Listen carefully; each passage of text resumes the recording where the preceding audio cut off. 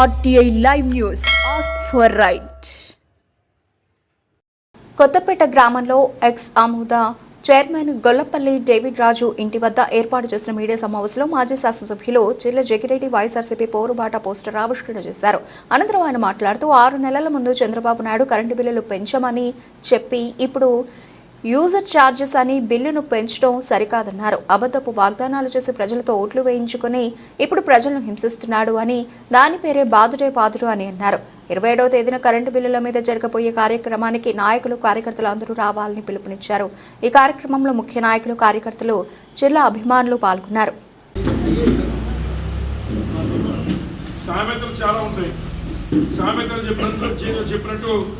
ఆడవారి మాటలకి అర్థాలు వేరు లేదా సామెతల మీద చెప్తుంటారు. కానీ కించపరచడం కాదు, కానీ ఓ సామెత కింద చెప్తూ ఉంటారు సరదాగా. అట్లాగే ఈ రాత్రుల్లో చంద్రబాబు నాయుడు గారికి మాటలకి అర్థాలు వేరు కాదు. చంద్రబాబు నాయుడు గారు మాట్లాడితేనే మోసమని మరి ఉచిత తీసుకుని నిరూపిస్తూ ఉంది. మరి గత ప్రభుత్వానికి టన్నుకి 470 రూపాయలు కట్టేటువంటి కార్యక్రమం చేస్తే ఆ రోజు ప్రభుత్వానికి కూడా కొంత ఆదాయం వచ్చింది. ఇవాళ చంద్రబాబు నాయుడు గారు ఫ్రీగా వచ్చి ఇసుక అందిస్తామని మాట చెప్పారు, చాలా సంతోషం.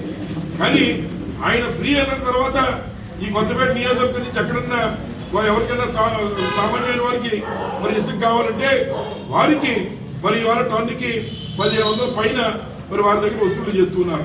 రెండోది స్థానిక ఉన్న వారికి ఇసుక ఇవ్వట్లేదు. కానీ ఎక్కువ ఉన్నటువంటి వారు తెలుగుదేశం పార్టీ నాయకులు మరి ఈ ఇసుకంతా కూడా ఒకసారి పగటిపూటేమో మరి లోడింగ్ చేస్తున్నారు, రాత్రి పూట్ల దాన్ని ఇక్కడి నుంచి లిఫ్టింగ్ మరి అమలాపురం ఇతర ప్రాంతాలు చేస్తున్నారు. ఒక లారీ ఇసుక చంద్రబాబు నాయుడు గారు ఫ్రీ అని చెప్పిన తరుణంలో ఒక లారీ ఇసుక ఇవాళ అమలాపురంలో 30,000 రూపాయలకి అమ్ముతున్నారు. ఉచితం అంటే అర్థం ఇదా చంద్రబాబు నాయుడు గారు చెప్పాలి అని చెప్పి సందర్భంగా మేము కోరుతున్నాం. రాబోయేటువంటి కాలంలో తప్పనిసరిగా వీటి మీద కూడా తగిన విధంగా ప్రజలకు న్యాయం చేసే విధంగా, ప్రభుత్వం చెప్పిన మాట మీద నిలబడే విధంగా తగిన కార్యక్రమాలు వైఎస్ఆర్ కాంగ్రెస్ పార్టీ నుంచి తప్పనిసరిగా చేసి ఈ విషయాన్ని ప్రజలకు తీసుకెళ్లే కార్యక్రమం చేస్తాం. మరి ఎన్నికలైన తరుణంలో సుమారు 6 నెలలు గడిచేటువంటి తరుణంలో కూటమి ప్రభుత్వం చంద్రబాబు నాయుడు గారి నాయకత్వంలో ప్రజలపై మీద మోయలేనటువంటి భారాన్ని మోపుతూ ఉన్నారు.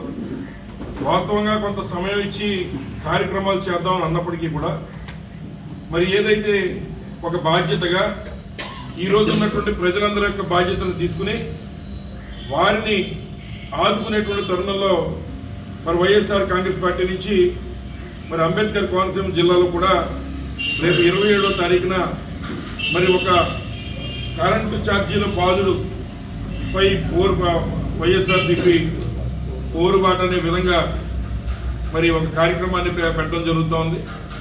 ముఖ్యంగా ఏదైతే గడిచేటువంటి ఈ 6 నెలలకు ముందు నారా చంద్రబాబు నాయుడు గారు ఈ రాష్ట్రంలో అనేక ప్రాంతాలు పర్యటిస్తూ ఎక్కడా కూడా కరెంటు ఛార్జీలు పెంచమని, అలాగే మీ అందరికీ నాణ్యమైన విద్యుత్ అందిస్తామని, 9 గంటల కరెంటు వ్యవసాయానికి, అదేవిధంగా 24 గంటలు కూడా గృహాలకి కరెంటు ఇవ్వడమే కాకుండా దీన్ని పెంచే విధంగా కూడా మా ప్రభుత్వం వస్తే మేము చేస్తామన్నట్టు మాట చెప్పారు.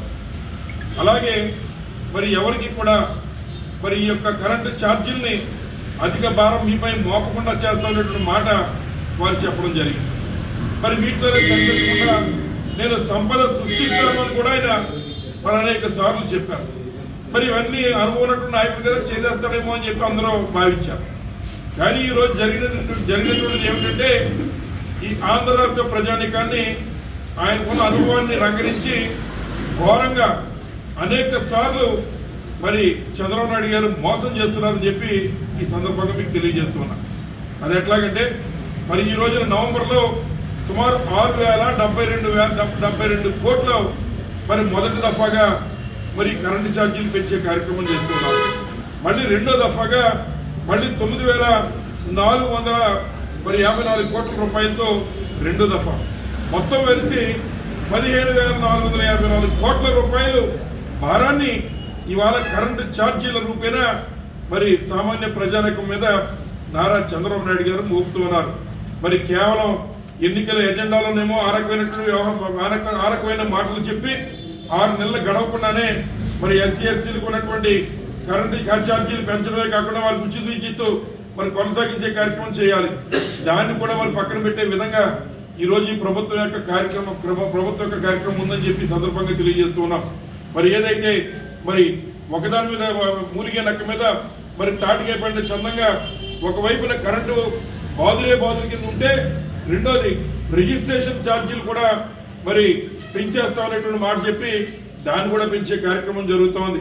అలాగే ఈ రెండు సరిపడవా అంటే మళ్ళీ యూజర్ ఛార్జీల పేరుతో ప్రతి మున్సిపాలిటీలో ఉన్నటువంటి ఇతర సంస్థల్లో యూజర్ ఛార్జీలు ప్రజలపై భారం వేసి మరి ఒకదాని తర్వాత ఒకటి 6 నెలల గడవక ముందే చంద్రబాబు నాయుడు గారి యొక్క నిజ స్వరూపాన్ని ఈ ప్రజలందరూ కూడా బహిర్గతంగా చూశారు. మరొకసారి మోసపోయారనడానికి ఈ 3 కూడా ప్రత్యక్ష ఉదాహరణగా కనిపిస్తూ ఉన్నాయి.